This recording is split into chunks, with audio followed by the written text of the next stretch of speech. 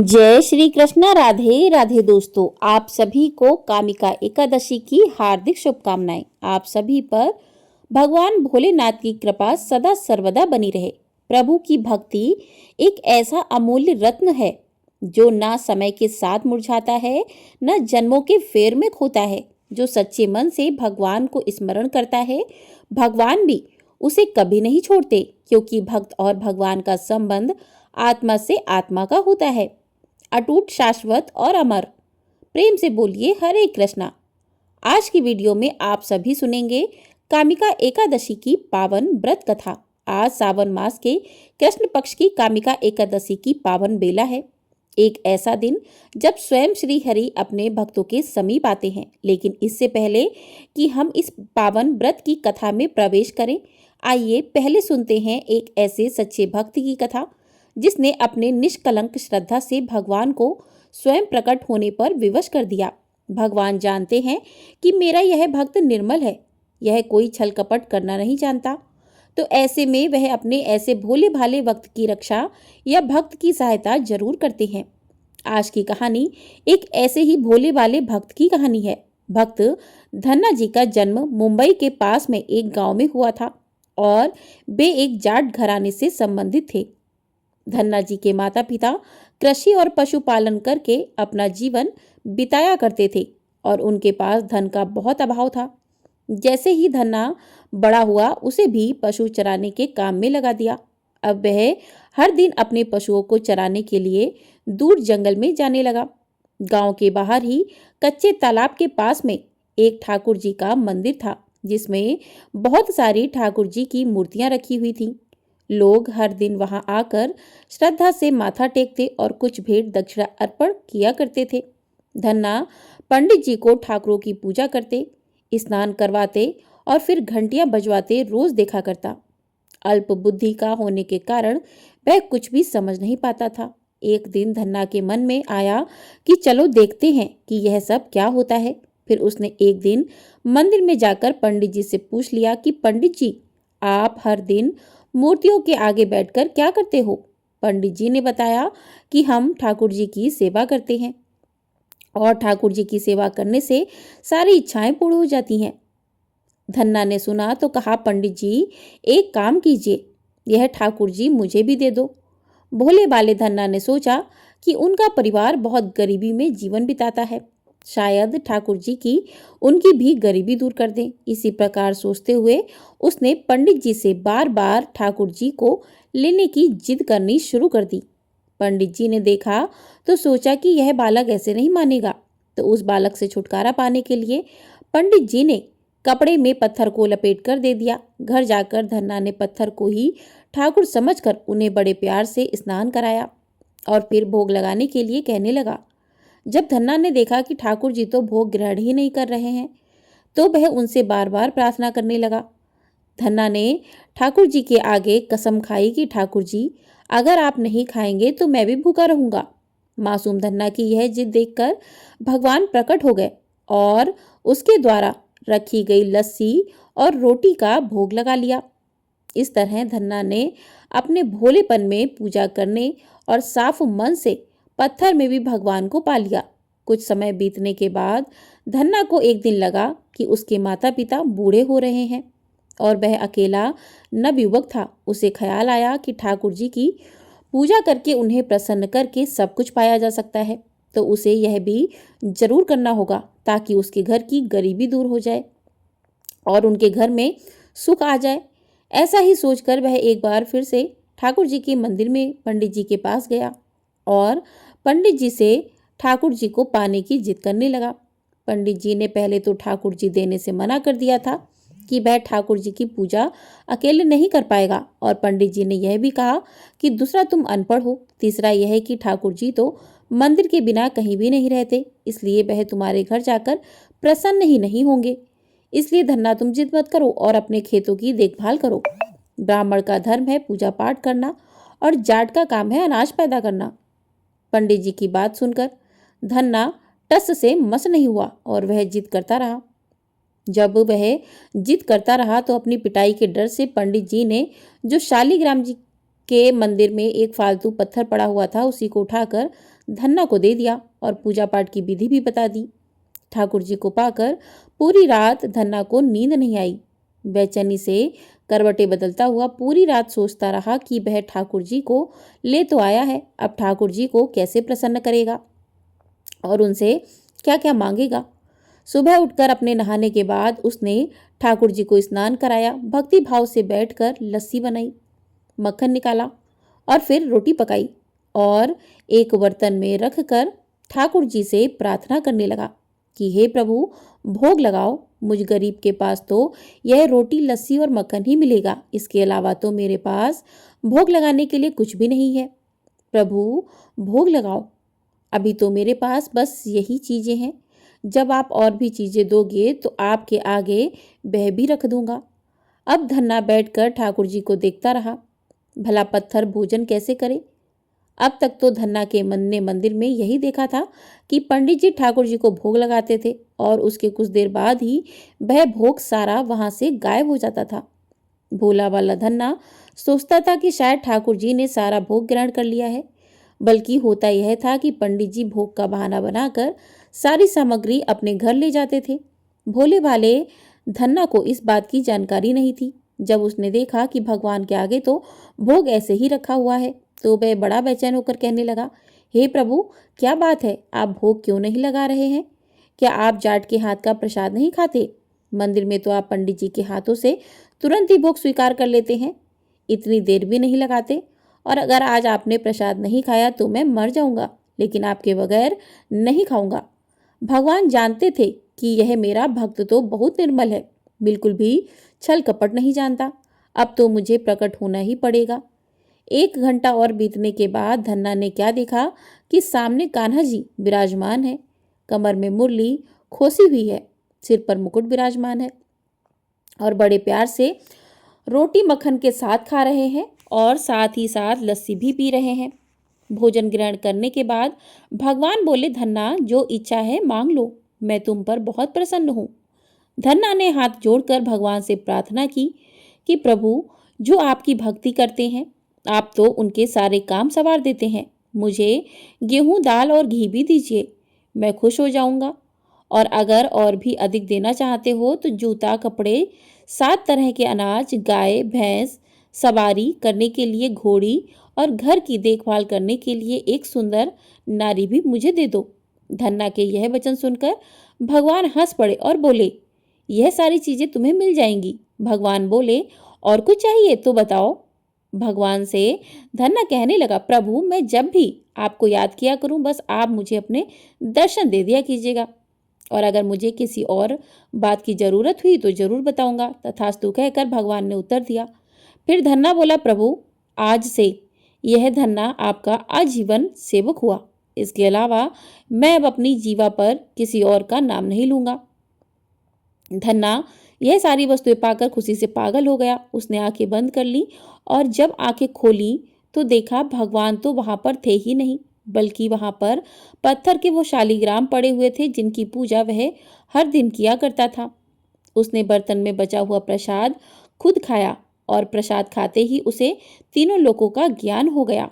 भगवान के दर्शनों के कुछ दिन बाद ही धन्य के घर में सारी खुशियां आ गई। उसका एक अमीर घराने में विवाह हो गया। उसकी बिना बोई भूमि पर भी फसल लहला गई। उसने जो जो चीज भगवान से मांगी थी वो सब कुछ मिल गई। इसी तरीके से भगवान पर विश्वास रखकर बिना छल कपट किए, मन में कोई देश की भावना रखे बिना अगर भक्ति की जाए तो भगवान बिना कुछ मांगे भी बहुत कुछ दे देते हैं। भगवान जानते हैं कि उनके भक्त को कब क्या और कितना देना है। तो सभी प्रेम से बोलिए, भक्त वत्सल भगवान की जय। भक्त धन्ना जाट की जय। तो प्रिय श्रोताओं, इस प्रकार से धन्ना सेठ की कहानी यहीं पर समाप्त हुई। अब सुनते हैं कामिका एकादशी की दिव्य कथा। प्रिय श्रोताओं, हस्तिनापुर की राज्यसभा आज फिर एक बार दिव्य आलोक से प्रकाशित है। चारों ओर सुवासित पवन बह रही है, आकाश में स्वर्णिम किरणें लहरा रही हैं और महल की गलियों में मधुर वीणा की ध्वनि गूंज रही है। महाराज युधिष्ठिर सिंहासन पर विराजमान है। पर मन श्री कृष्ण की प्रतीक्षा में लीन है और तभी गगन से एक दिव्य विमान धीरे धीरे अवतरित होता है। उसमें विराजे हैं स्वयं भगवान श्री कृष्ण। सौम्य मुस्कान, श्यामल तेजस्वी स्वरूप, केशव में मोरपंख और नेत्रों में करुणा की अविरल धारा। विमान जैसे ही हस्तिनापुर की भूमि को स्पर्श करता है, प्रकृति स्वयं चरण वंदन करती है। भगवान श्री कृष्ण सभा में पधारते हैं। धर्मराज उन्हें प्रणाम करते हैं और निवेदन करते हैं, हे माधव, कृपया कर हमें आज उस एकादशी की कथा सुनाइए जिसका स्मरण भी पापों का नाश कर देता है। तब श्याम सुंदर मधुसूदन मुस्कुराते हैं और कहते हैं, राजन, अब मैं तुम्हें कामिका एकादशी की कथा सुनाता हूँ, जो कलयुग में मनुष्यों के लिए अमोघ व्रत है। कलयुग के इस समय में जब मनुष्य पापों में अनजाने ही उलझा रहता है, जब हृदय में अशांति, जीवन में कलेश और कर्म में उलझन होती है, ऐसे समय में कामिका एकादशी वह दिव्य ज्योति है जो मन को पवित्र करती है, समस्त पापों को हरती है और भगवत कृपा को सहज बना देती है। जो श्रद्धा से इस कथा को सुनता है उसके हृदय में भक्ति का बीज पनपता है और धीरे धीरे वह भक्त भगवत संयोग की ओर अग्रसर हो जाता है। तो आइए प्रिय श्रोताओं, अब मन को स्थिर करें, नेत्रों को बंद करें और कल्पना करें उस दिव्य सभा की जहां भगवान श्री कृष्ण स्वयं व्रत की महिमा का वर्णन कर रहे हैं, जहां हर शब्द में मुक्ति का मंत्र है, हर कथा में भक्ति की वर्षा है। सभी प्रेम से बोलिए, श्री कृष्ण भगवान की जय, बांके बिहारी लाल की जय। प्रिय श्रोताओं, एक बार धर्मराज युधिष्ठिर ने भगवान श्री कृष्ण से पूछा कि हे गोविंद वासुदेव, आपको नमस्कार है। श्रावण के कृष्ण पक्ष में कौन सी एकादशी होती है? अब कृपया उसका भी वर्णन कीजिए। तब भगवान श्री कृष्ण बोले, राजन सुनो, मैं तुम्हें एक पापनाशक उपाख्यान सुनाता हूँ जिसे पूर्व समय में ब्रह्मा जी ने नारद जी के पूछने पर कहा था। नारद जी ने प्रश्न किया कि भगवान कमलासन, मैं आपसे यह सुनना चाहता हूँ कि श्रावण के कृष्ण पक्ष में जो एकादशी होती है उसका क्या नाम है, उसके कौन से देवता हैं और उससे कौन सा पुण्य मिलता है? प्रभु, यह सब बताइए। तब ब्रह्मा जी ने कहा, नारद सुनो, मैं संपूर्ण लोकों के हित की इच्छा से तुम्हारे प्रश्न का उत्तर दे रहा हूँ। श्रावण मास में जो कृष्ण पक्ष की एकादशी होती है उसका नाम कामिका है। उसके स्मरण मात्र से वाजपेयी यज्ञ का फल प्राप्त होता है। उस दिन श्रीधर, हरि, विष्णु, माधव और मधुसूदन आदि नामों से भगवान का पूजन करना चाहिए। भगवान श्री कृष्ण के पूजन से जो फल मिलता है वह गंगा, काशी, नैमिषारण्य तथा पुष्कर क्षेत्र में भी सुलभ नहीं है। सिंह राशि के बृहस्पति होने पर तथा व्यतिपात और दंड योग में गोदावरी स्नान करने से जिस फल की प्राप्ति होती है वही फल भगवान श्री कृष्ण के पूजन से भी मिलता है। जो समुद्र और वन सहित समूची पृथ्वी का दान करता है और जो कामिका एकादशी का व्रत करता है वे दोनों समान फल के भागी माने गए हैं। जो बाई हुई गाय को अनन्यान सामग्रियों सहित दान करता है उस मनुष्य को जिस फल की प्राप्ति होती है वही कामिका का व्रत करने वाले को मिलता है। जो नर श्रेष्ठ श्रावण मास में भगवान श्रीधर का पूजन करता है उसके द्वारा गंधर्वों और नागों सहित संपूर्ण देवताओं की पूजा हो जाती है। अतः पाप भेरू मनुष्यों को यथाशक्ति पूरा प्रयत्न करके कामिका एकादशी के दिन श्री हरि का पूजन करना चाहिए। जो पाप रूपी पंख से भरे हुए संसार समुद्र में डूब रहे हैं उनका उद्धार करने के लिए कामिका का व्रत सबसे उत्तम है। अध्यात्म विद्यापरायण पुरुषों को जिस फल की प्राप्ति होती है उससे बहुत अधिक फल कामिका व्रत का सेवन करने वालों को मिलता है। कामिका एकादशी का व्रत करने वाला मनुष्य रात्रि में जागरण करके ना तो कभी भयंकर यमराज का दर्शन करता है और ना ही कभी दुर्गति में पड़ता है।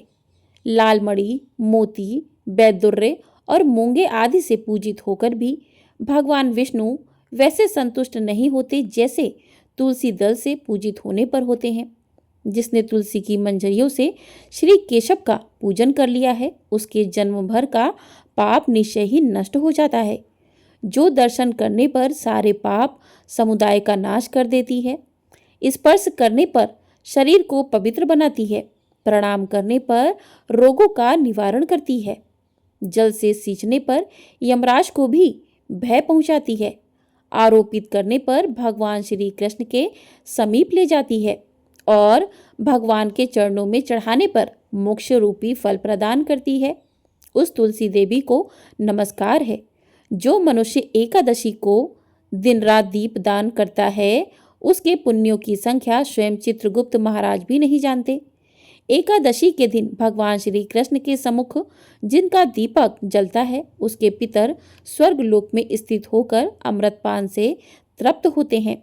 घी अथवा तिल के तेल से भगवान के सामने दीपक जलाकर मनुष्य देह त्यागने के बाद करोड़ों दीपकों से पूजित होकर स्वर्ग लोक में जाता है। भगवान श्री कृष्ण कहते हैं, हे युधिष्ठिर, यह तुम्हारे सामने मैंने कामिका एकादशी की महिमा का वर्णन किया है। कामिका सब पातकों को हरने वाली है, अतः मनुष्यों को इसका व्रत अवश्य करना चाहिए। यह स्वर्ग लोक तथा महान पुण्य फल प्रदान करने वाली है। जो मनुष्य श्रद्धा के साथ इसका महात्म्य श्रवण करता है, वह सब पापों से मुक्त होकर श्री विष्णु लोक में जाता है। अब सुनिए कामिका एकादशी की एक और कथा। प्रिय श्रोताओं, धार्मिक ग्रंथों के अनुसार कालांतर में किसी गांव में एक बहुत ही बलशाली क्षत्रिय रहा करता था। उसे अपने बल पर बहुत गर्व था। हालांकि वह धर्मपरायण था, नित्य प्रतिदिन जगत के पालनहार श्री विष्णु की पूजा उपासना करता था। एक दिन वह विशेष कार्य हेतु कहीं जा रहा था। रास्ते में उसकी भिड़ंत एक ब्राह्मण से हो गई। उस समय वह क्रोध में आ गया। ब्राह्मण व्यक्ति उसे कुछ समझाता उससे पहले ही वह ब्राह्मण से हाथापाई करने लगा। ब्राह्मण बहुत दुर्लभ था और वह बलशाली क्षत्रिय के प्रहार को सहन नहीं कर पाया। इसके चलते तुरंत ही ब्राह्मण की मृत्यु हो गई। यह देखकर बलशाली क्षत्रिय शक्ति में आ गया। अब वह प्रायश्चित करने लगा। उसे अपनी गलती का एहसास हुआ कि उसने बल के दम पर निर्बल ब्राह्मण की हत्या कर दी है। आवेग में आकर ब्राह्मण व्यक्ति की हत्या करने से वह बेहद दुखी हुआ और यह सूचना पूरे गांव में देखते ही देखते आग की तरह फैल गई। क्षत्रिय व्यक्ति ने गांव वालों से क्षमा याचना की, साथ ही ब्राह्मण का अंतिम संस्कार विधि विधान से करने का वचन भी दिया। लेकिन क्षत्रिय को तो ब्रह्म हत्या का पाप लग चुका था। तब पंडितों ने अंतिम क्रिया में सम्मिलित होने से ही इनकार कर दिया। उस समय क्षत्रिय ने सभी ब्राह्मणों के पैरों में गिड़गिड़ाकर उनसे ब्रह्म हत्या दोष निवारण के लिए उपाय जानना चाहा। तब पंडितों ने कहा कि ब्रह्म हत्या दोष का प्रायश्चित करने के पश्चात ही हम लोग आपके घर पर भोजन ग्रहण करेंगे। यह सुनकर क्षत्रिय ने ब्रह्म हत्या दोष प्रायश्चित करने का उपाय पूछा। पंडितों ने कहा कि सावन मास के कृष्ण पक्ष की एकादशी तिथि को विधि विधान से जगत के पालनहार भगवान श्री हरि की पूजा उपासना करो, साथ ही ब्राह्मणों को भोजन कराओ और दान दक्षिणा दो। ऐसा करने से तुम ब्रह्म हत्या दोष से मुक्त हो जाओगे। उसके बाद क्षत्रिय ने ब्राह्मण व्यक्ति का दाह संस्कार किया। ब्राह्मणों के वचनान अनुसार सावन मास के कामिका एकादशी तिथि पर क्षत्रिय ने विधि विधान से भगवान विष्णु की पूजा उपासना की, साथ ही ब्राह्मणों को भोजन कराकर यथासंभव दान दक्षिणा भी दी। उसी रात क्षत्रिय के सपने में भगवान विष्णु आकर बोले कि मैं तुम्हारी भक्ति से प्रसन्न हूँ। आज के दिन तुमने विधि विधान से मेरी पूजा की है। इस व्रत के पुण्य प्रताप से तुम्हें ब्रह्म हत्या दोष से मुक्ति मिल गई है। माना जाता है कि यदि अपने पापों का प्रायश्चित करने और भविष्य में कभी ऐसी गलती ना दोहराने के लिए सच्चे मन से यदि कामिका एकादशी का व्रत रखा जाए तो जाने अनजाने में किए गए हर पाप से मुक्ति मिल जाती है। जैसे जैसे श्री कृष्ण की वाणी सभा में गूंजती रही, धर्मराज युधिष्ठिर सहित सभी श्रोता एक गहरे भक्ति भाव में डूबते गए। हर शब्द मानो अमृत बनकर अंतःकरण को शुद्ध करता गया और जब कथा पूर्ण हुई तब कुछ क्षणों तक सभा मौन रही, क्योंकि वह मौन श्रद्धा का, कृतज्ञता का और आत्मा के परम विश्राम का था। भगवान श्री कृष्ण ने धर्मराज की ओर प्रेम से देखा और कहा, राजन, इस व्रत की महिमा को जो श्रद्धा पूर्वक सुनता है वह न केवल अपने पापों से मुक्त होता है बल्कि जन्म जन्मांतर की पीड़ाओं से भी छुटकारा पाकर मेरे धाम को प्राप्त करता है। कामिका एकादशी केवल व्रत नहीं है, यह भक्ति का अनमोल सेतु है जो मनुष्य और नारायण के मध्य स्थायी संबंध बना देता है। तब धर्मराज ने हाथ जोड़कर प्रभु श्री कृष्ण को प्रणाम किया और सभा के समस्त जनों के साथ इस ज्ञान को हृदय में अंकित किया। और अब प्रिय श्रोताओं, अब जब आप सभी ने इस पुण्य कथा को श्रवण किया है तो समझ लीजिए कि आपने अपने जीवन में एक दिव्य बीज बो दिया है जो समय आने पर सुख, शांति और मोक्ष का वट वृक्ष बनेगा। कामिका एकादशी न केवल व्रत है बल्कि यह उस विश्वास की पुनः स्थापना है कि भगवान कभी अपने भक्त को अकेला नहीं छोड़ते। भक्ति, नियम, श्रद्धा और सेवा, यही इस व्रत के 4 स्तंभ हैं। प्रेम से बोलिए भगवान विष्णु की जय। प्रिय श्रोताओं, अब हम सभी भगवान से प्रार्थना करें, हे प्रभु, आज आपकी कृपा से हम सभी ने यह कथा सुनी है। अब हमें उन माता पिता की कथा भी सुननी है जो आपके हृदय में सदैव वास करती हैं। वह माता है तुलसी, तुलसी माता। तो आइए प्रिय श्रोताओं, अब कथा के इस दिव्य प्रभाव में आगे बढ़ते हैं और सुनते हैं तुलसी माता की महिमा की अद्भुत कथा, जिसके बिना एकादशी व्रत अधूरा माना जाता है, क्योंकि जहाँ तुलसी नहीं वहाँ हरि भी नहीं। एक समय एक परिवार में ननद और भाभी साथ साथ रहा करती थी। ननद का विवाह अभी नहीं हुआ था। वह तुलसी जी के पौधे की बहुत सेवा करती थी, नियम से तुलसी को सींचती थी और दीपक जलाती थी। लेकिन उसकी भाभी को यह सारी बातें बिल्कुल भी पसंद नहीं थी। जब कभी उसकी भाभी को बहुत ज़्यादा गुस्सा आता था तब वह अपनी ननद को ताना देते हुए कहती कि जब तुम्हारा विवाह होगा तो मैं इस तुलसी को ही बारातियों को खाने को दूंगी और तुम्हारे दहेज में भी तुलसी ही दूंगी। तुम जब देखो तुलसी की ही सेवा करती रहती हो।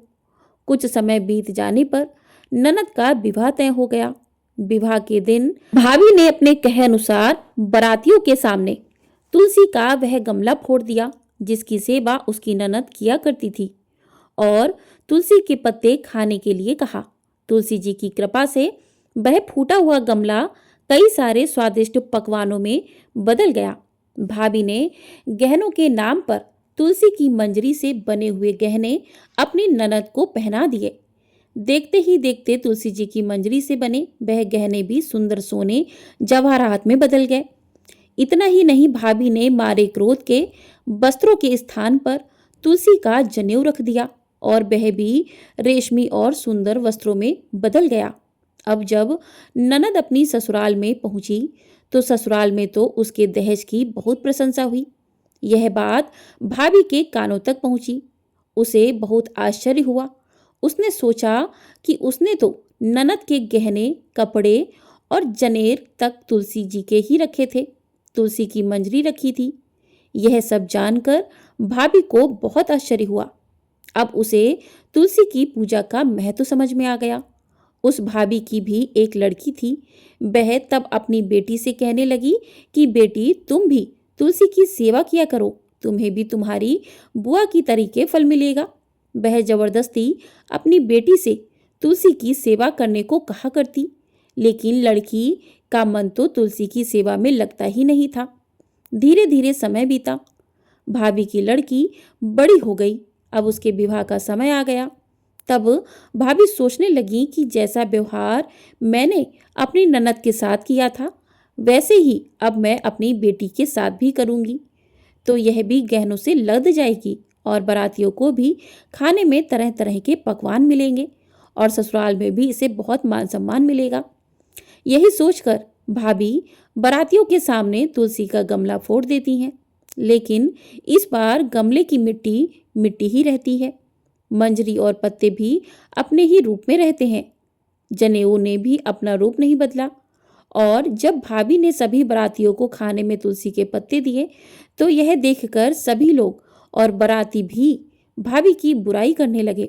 भाभी ने लालच में आकर अपनी बेटी के दहेज में भी तुलसी के पत्ते और मंजरी आदि रख दिए थे।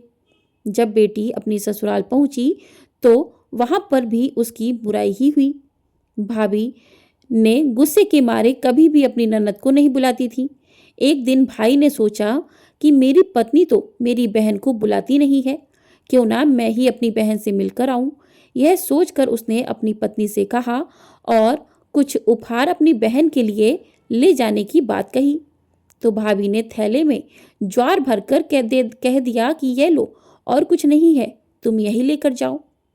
तब भाई बहुत दुखी मन से अपनी बहन के पास चल दिया। रास्ते में वह सोचता रहा कि कोई भाई भला अपनी बहन के घर ज्वार कैसे लेकर जा सकता है। यही सोचकर वह एक गौशाला के पास रुक गया और ज्वार का वह थैला उसने एक गाय के सामने पलट दिया। तभी एक ग्वाले ने यह सब देख लिया। तब ग्वाले ने आकर भाई से कहा कि अरे, आप गाय के सामने यह हीरे मोती और सोना क्यों डाल रहे हो? इसे तो घास डालनी होती है। तब भाई ने देखा तो वह हैरान रह गया। फिर भाई ने ग्वाले को सारी बात बताई और धन लेकर खुशी खुशी अपनी बहन के घर चल दिया। दोनों भाई बहन एक दूसरे को देखकर बहुत प्रसन्न हो गए। तब बहन ने तुलसी माता से सच्चे मन से प्रार्थना की कि उसकी भाभी को सुतबुद्धि प्राप्त हो जाए और तुलसी माता की कृपा से उनके घर में सुख समृद्धि और धन के भंडार भर जाएं। तब कुछ दिनों के बाद देखते ही देखते भाभी का मन बदल गया और वह अपनी ननद को बहुत मान सम्मान देने लगी और अब वह भी सच्चे मन से तुलसी जी की सेवा करने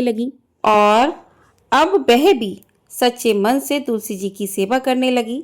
तुलसी माता की कृपा से उनके घर में सुख समृद्धि के भंडार भर गए। उनके घर में अब कलह कलेश भी नहीं होता था और सभी सुख से रहने लगे। तो प्रेम से बोलिए तुलसी माता की जय। प्रेम से बोलिए भगवान विष्णु की जय। तो इस प्रकार से कथा समाप्त हुई। कथा के अंत में आरती भी अवश्य करनी चाहिए।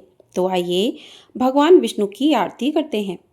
ओम जय जगदीश हरे, स्वामी जय जगदीश हरे, भक्त जनों के संकट क्षण में दूर करे। ओम जय जगदीश हरे, जो ध्यावे फल पावे, दुख विन से मन का, सुख संपत्ति घर आवे, कष्ट मिटे तन का। ओम जय जगदीश हरे, मात पिता तुम मेरे, शरण गहूँ मैं किसकी, तुम बिन और न दूजा, आस करूँ मैं जिसकी। ओम जय जगदीश हरे, तुम पूरन परमात्मा, तुम अंतर्यामी, पार ब्रह्म परमेश्वर, तुम सबके स्वामी।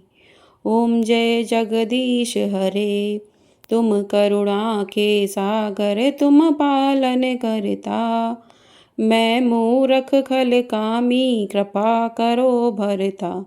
ओम जय जगदीश हरे, तुम हो एक अगोचर, सबके प्राणपति, किस विध मिलूं दया मैं तुमको मैं कुमति। ओम जय जगदीश हरे, दीन बंधु दुख हरता, तुम ठाकुर मेरे, अपने हाथ उठाओ द्वार पड़ा तेरे।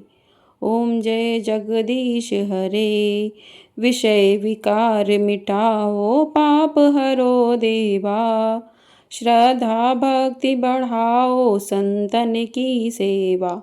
ओम जय जगदीश हरे, तन मन धन और संपत्ति सब कुछ है तेरा, स्वामी सब कुछ है तेरा, तेरा तुझको अर्पण क्या लागे मेरा।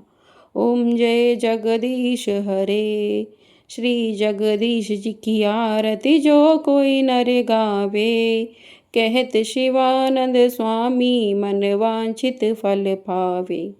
ओम जय जगदीश हरे, ओम जय जगदीश हरे, प्रभु जय जगदीश हरे। प्रेम से बोलिए श्री जगदीश जी की जय। तो इस प्रकार से कामिका एकादशी और तुलसी माता की कथा पूर्ण हुई, साथ ही भगवान विष्णु की आरती पूर्ण हुई। आपको वीडियो पसंद आई हो तो वीडियो को लाइक शेयर, चैनल को सब्सक्राइब ज़रूर कर लीजिएगा।